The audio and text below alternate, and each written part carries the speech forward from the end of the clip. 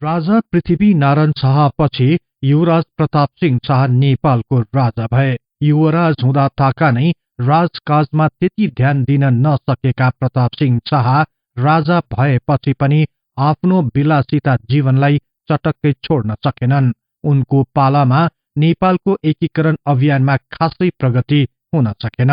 तन्त्र मन्त्र र भोग विलासमा लिप्त राजा प्रताप सिंह शाहको यही विलासिताकै कारण छोटो उमेरमा नै उनको मृत्यु भयो। भनिन्छ कमजोर मनस्थितिका राजा प्रताप सिंह शाहकै पालादेखि नेपालको शाहवंशीय राजकुलमा नकारात्मक भावनाले प्रभाव पार्न थाल्यो। यही कारण उनी पछि बनेका केही राजाहरू साह्रै नालायक जन्मिए।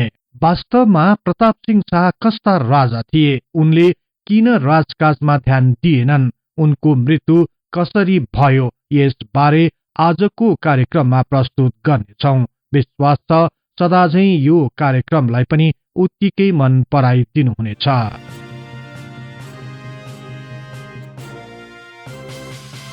राजा पृथ्वी नारायण शाह र रानी नरेन्द्र लक्ष्मीको गर्भबाट विक्रम सम्वत 1808 साल जेठ महिनाको 23 गतेका दिन प्रताप सिंह शाहको जन्म भयो।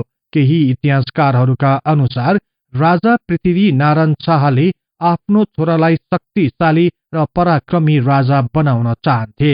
यही भएर राजाकै सल्लाहमा उनको नाम प्रताप सिंह शाह राखिएको थियो। विक्रम सम्वत 1819 साल ताका राजा पृथ्वी नारायण शाह मकवानपुर लगायत विभिन्न अन्य राज्यहरूसँगको युद्धमा व्यस्त रहँदा रहँदै पनि 11 वर्ष पुगेका युवराज प्रताप सिंह शाहको व्रतबन्धको साइत जुराए।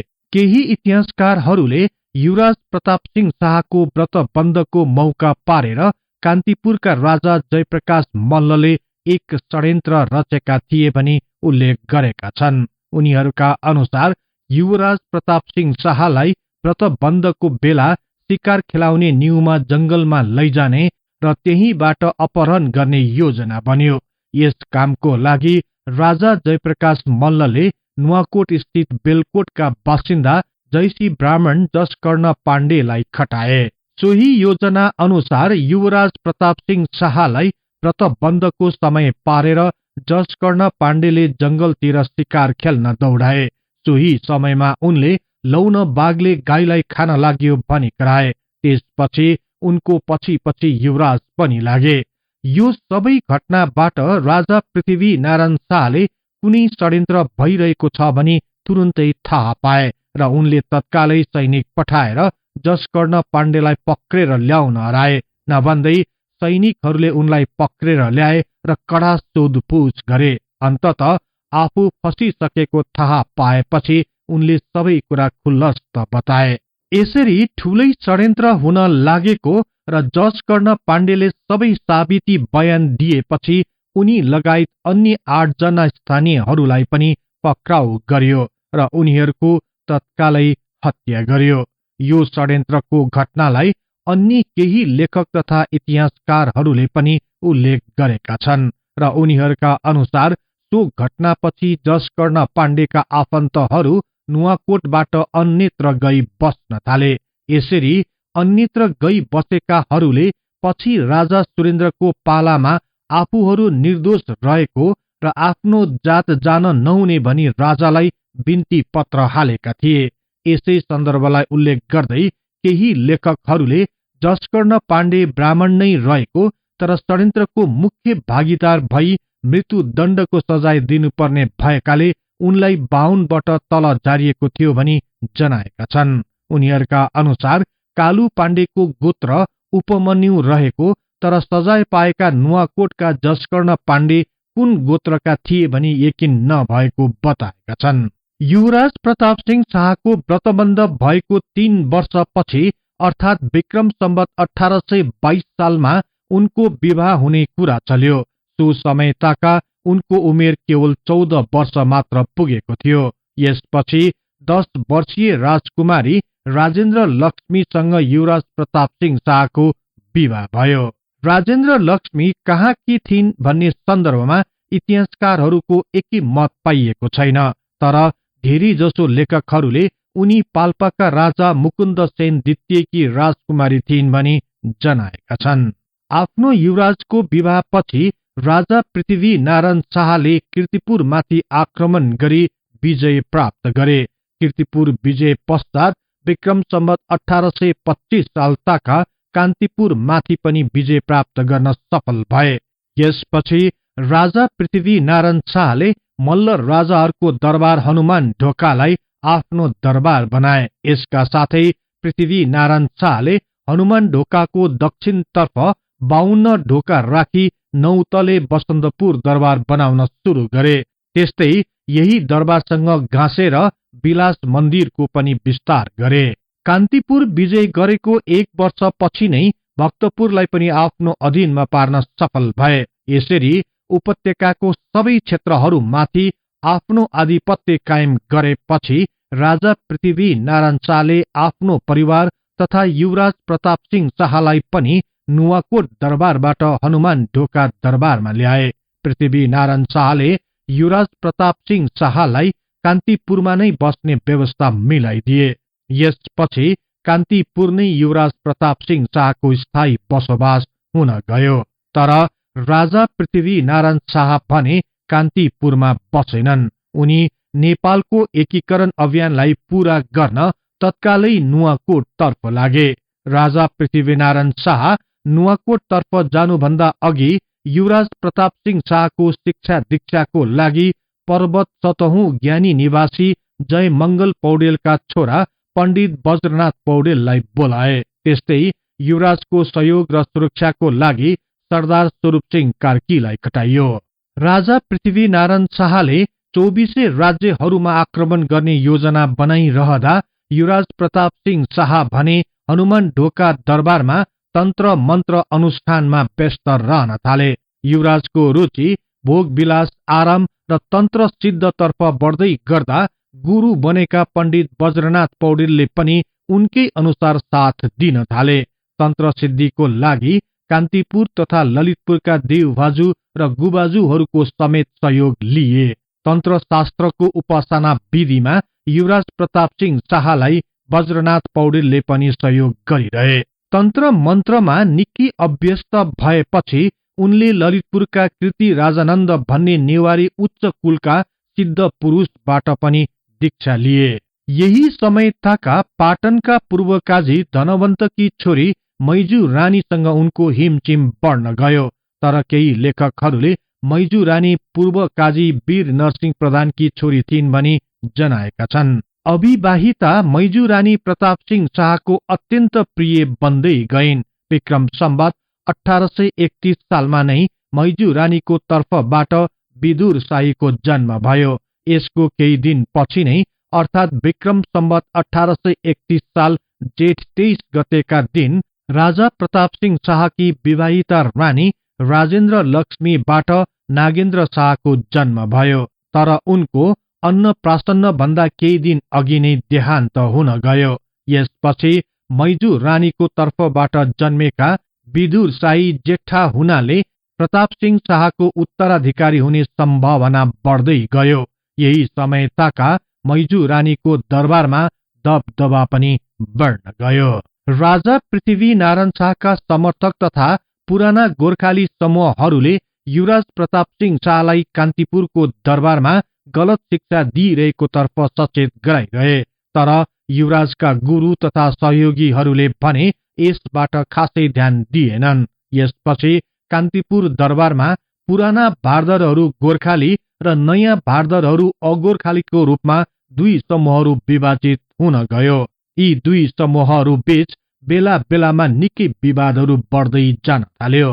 कान्तिपुर दरबारमा यस्तै उतार चढाव भइरहेको बेला राजा पृथ्वी नारायण शाहले पूर्वमा टिस्टा नदीसम्म आफ्नो सिमाना बढाउन सफल भए। पूर्वको अभियानलाई केही समय रोकेर पश्चिमी अभियानलाई साकार पार्न उनी नुवाकोट दरबार आइपुगे। उनी नुवाकोट आइपुग्ने बित्तिकै नराम्ररी थला परे र विक्रम सम्वत 1831 सालमा पृथ्वी नारायण शाहको मृत्यु भयो। उनको मृत्यु ताका युवराज प्रताप सिंह शाह कान्तिपुरमा नै थिए। आफ्नो दाजु पृथ्वी नारायण शाहको मृत्यु भएको खबर थाहा पाएपछि चौतरिया दलजीत शाह कान्तिपुर आए र आफ्ना भतिजा प्रताप सिंह शाहलाई नयाँ राजाको रूपमा श्रीपेश पहिराइदिए। राजा बनेका प्रताप सिंह शाह साह्रै विलासी प्रकृतिका थिए। उनलाई राजकाजमा त्यति चासो थिएन। तन्त्र मन्त्र र मध्यपानमा सदैव उनको दैनिकी बित्ने गर्दथ्यो। यही भएर उनका नजिकका आसेपासेहरूले उनलाई उकास्ने काम गर्न थाले। यही समयताका राजदरबार भित्र गोर्खाली र अगोर्खालीको विवादले चरम रूप लिन थाल्यो। राजाका अत्यन्त नजिकका आफन्त र देश र जनताको लागि केही गर्ने व्यक्तित्वहरूलाई सधैँ टाढा बनाउन राजाका केही सहयोगी भनाउँदाहरूले राजालाई उकास्न सम्म उकासे। स्वयं राजा पनि उनीहरूको भनाइलाई मान्न बाध्य हुँदै गए। यसरी शक्तिशाली र प्रभावकारी परम्परा रहेको शाहवंशीय राजाहरू मध्ये प्रताप सिंह शाह निकै कमजोर र बदनाम बन्दै गए। उनी राजा बन्ने बित्तिकै उनका समर्थकहरूले राजालाई अपदस्थ गरी बहादुर शाह स्वयं राजा हुन खोज्दैछन् भनी हल्ला चलाए।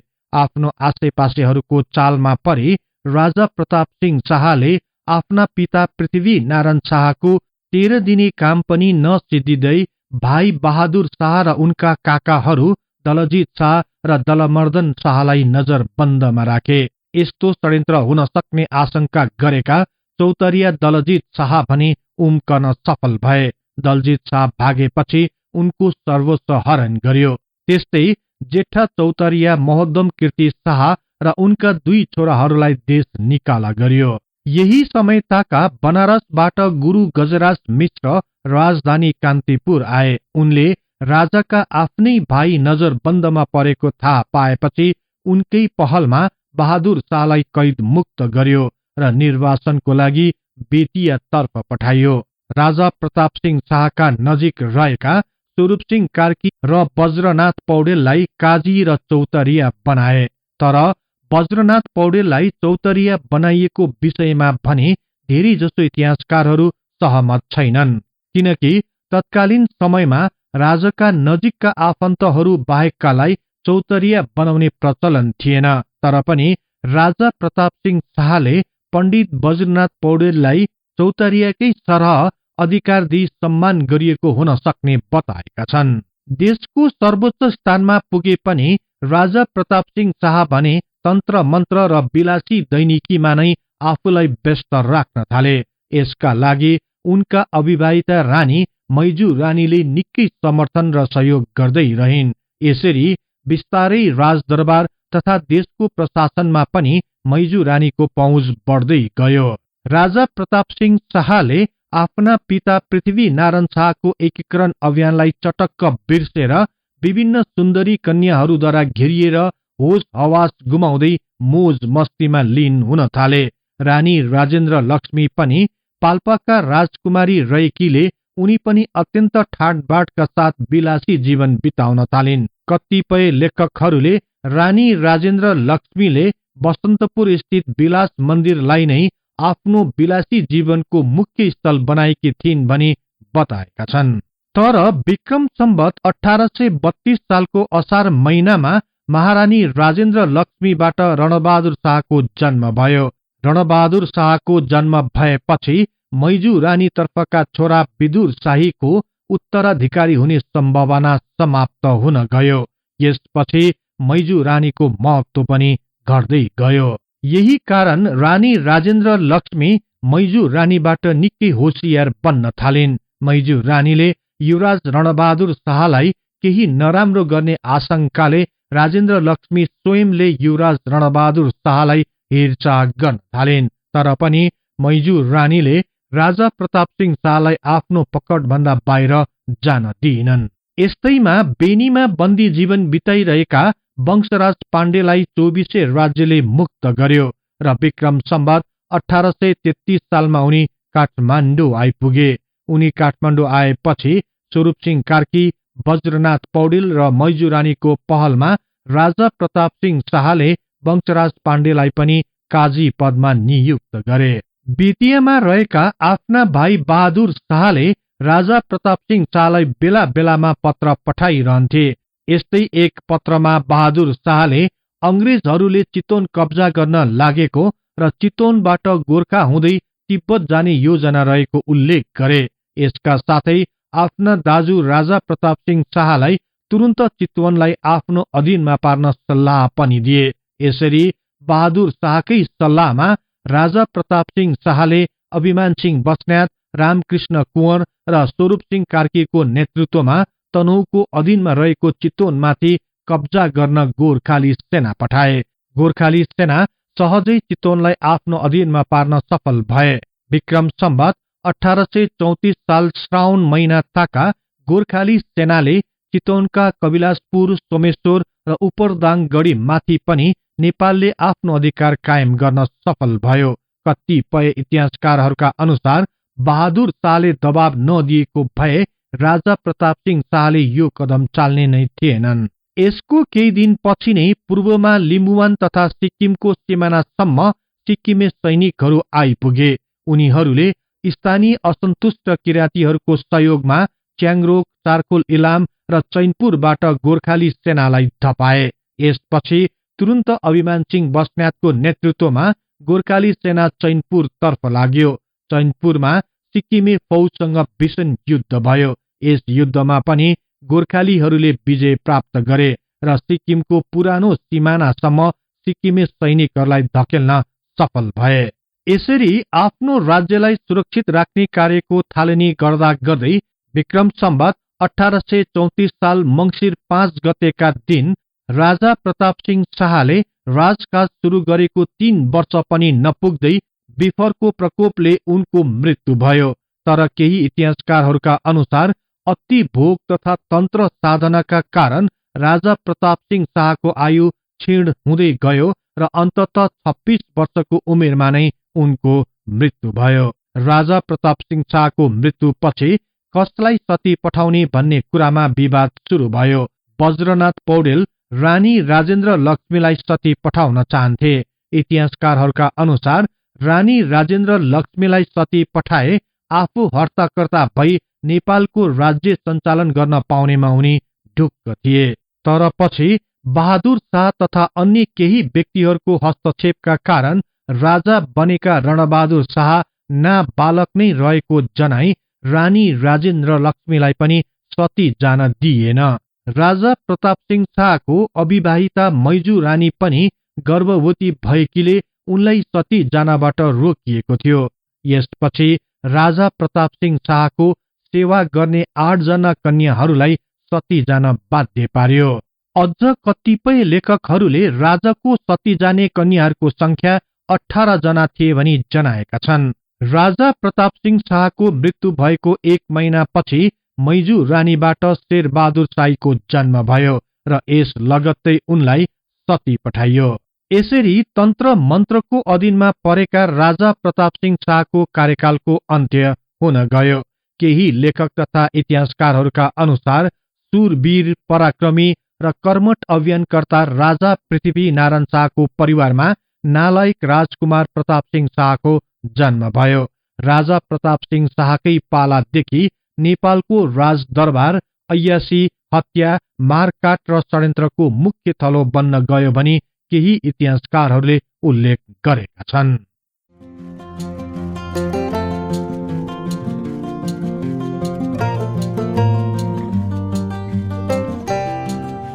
यहाँहरूलाई यो कार्यक्रम कस्तो लाग्यो कृपया कमेन्ट बक्समा लेखी पठाउनुहोला। यस्तै तथ्य इतिहासको लागि हिस्ट्री इन नेपाली च्यानललाई सदैव सम्झनुहोस्। इतिहासको कुनै पनि कालखण्ड बारे तपाईलाई सुन्न र बुझ्न चाहना राख्नु भएको छ भने तल रहेको कमेन्ट बक्समा उल्लेख गर्नुहोस्। हामी सो बारे प्राथमिकताका साथ कार्यक्रम बनाउने छौं। जाँदा जाँदै यस च्यानललाई लाइक, शेयर र सब्स्क्राइब गर्दै बेल आइकनमा क्लिक गरी हाम्रो यो तथ्य इतिहासको बारेमा ज्ञान प्रसार गर्ने लक्ष्यलाई साथ दिनुहोस् भन्दै अर्को कार्यक्रममा फेरि भेट्ने बाचा गर्दै अहिलेलाई बिदा हुन चाहन्छु। हवस् त, नमस्कार।